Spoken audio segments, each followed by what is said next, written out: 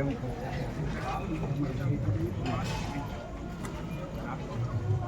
સતી, હા પ્રભુ, હવે તો હું તમને વચન આપી ચૂક્યો છું, માટે હવે મારી પાછળ પાછળ શા માટે તમે આવી રહ્યા છો? હા પ્રભુ, હા કઈ મને વચન આપવું તો આપના વચનનો વિશ્વાસ કરી પછી તમે આગું પગલું માંડો.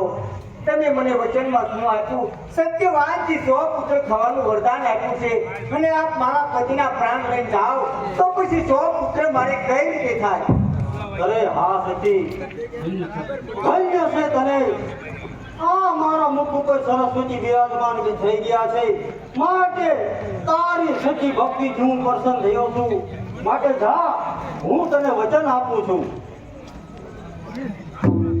જા સત્ય તું ના પાણી ઉપર નામ બધી દેવાનો